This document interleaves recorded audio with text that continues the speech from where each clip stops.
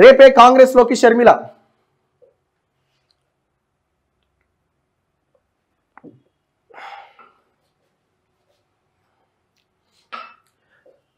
రేపే కాంగ్రెస్ లోకి షర్మిల. రాహుల్ ఖర్గే సమక్షంలో చేరబోతున్న వైఎస్ కుమార్తె నేడు సాయంత్రం ఢిల్లీకి. లోటస్ పాండ్లో వైఎస్ఆర్టీపీ ముఖ్యులతో సమావేశం. కాంగ్రెస్లో చేరికపై స్పష్టత. తనకు ఏఐసీసీలో చోటు, ఆంధ్రప్రదేశ్ కాంగ్రెస్ పార్టీ బాధ్యతలు ఇస్తారని వెల్లడి. తెలంగాణలో మా పార్టీ పోటీ చేయనందునే హస్తం పార్టీకి అధికారం దక్కింది. వామ్మో, కాంగ్రెస్తో పని చేయాలని ఇదివరకే నిర్ణయం. నాతో నడుస్తానన్న ఆళ్లకు ధన్యవాదాలు. ఎవరు ఈయన? ఆర్కే ఏదో ఉండే ఎమ్మెల్యే మంగళగిరి. ఇడుపులపాయలో షర్మిల వైఎస్ సమాధి వద్ద కుమారుడి పెళ్లి పత్రిక ఉంచి ఆశీర్వాదం.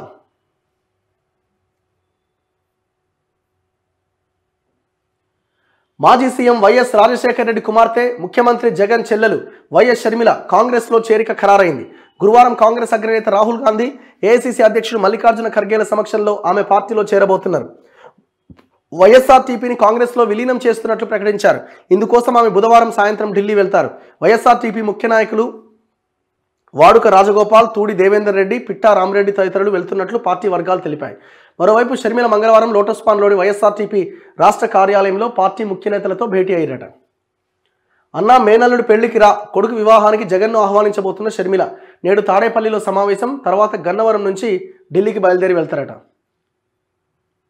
సో మొత్తానికి అన్నతో ఉన్న గొడవలు, ఆ కారణంగా తెలంగాణలో వచ్చి ఆమె పోటీ చేయాలనే ప్రయత్నం చేయడం, తెలంగాణలో ప్రజలు పెద్దగా ఆమెను రిసీవ్ చేసుకోకపోవడంతో సో ఇంకేం చేయలేని పరిస్థితుల్లో ఆమె కాంగ్రెస్లో చేరి పాలేరు నుంచి ఇంకెక్కడి నుంచి అయినా పోటీ చేద్దామని భావించింది. కానీ ఒకవేళ కనుక ఆ ప్రయత్నం జరిగి ఉంటే కేసీఆర్కి అది అడ్వాంటేజ్గా మారే అవకాశం ఉందని గుర్తించిన కాంగ్రెస్ ఆమెని మీరు ఆంధ్రప్రదేశ్ రాజకీయాలకు పరిమితమైతే బెటర్ అని చెప్పడం, ఇవన్నీ జరిగినాయి.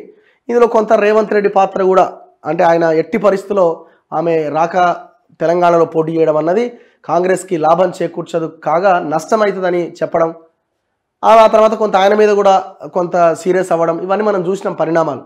చివరికి ఆమె ఆంధ్రప్రదేశ్ కాంగ్రెస్ బాధ్యతలు చేపట్టే అవకాశం కనిపిస్తూ ఉన్నది. సో రాబోయే 2 నెలల్లో అక్కడ ఎలక్షన్స్ ఉన్నాయి, ఆంధ్రప్రదేశ్లో జనరల్ ఎలక్షన్స్. సో ఇప్పటికే చంద్రబాబు వర్సెస్ జగన్మోహన్ రెడ్డిగా ఫైట్ ఉన్నది. మరి షర్మిల వెళ్ళి ఈమె కాంగ్రెస్ని ఎంతవరకు పైకి తీసుకురాగలుగుతారు?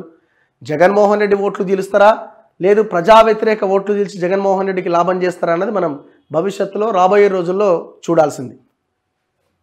మొత్తానికైతే ఆమె అక్కడ పార్టీని ముందుకు తీసుకెళ్లాలన్న ఒక ఆలోచన చేస్తున్నట్టు కనబడుతున్నది.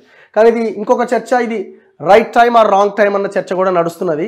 ఎప్పుడో చేయాల్సిన పని ఎలక్షన్లకి 2 నెలల ముందు చేసి ఏం ఉపయోగం దానివల్ల అన్న ఇంకో చర్చ కూడా స్టార్ట్ ఉన్నది. రైట్ డెసిషన్ అయి ఉండొచ్చు, కానీ రాంగ్ టైం అన్న అభిప్రాయం కూడా చాలా మంది నుంచి వ్యక్తం అవుతున్నది. చూద్దాం ఎట్లా ఉంటుంది అన్నది.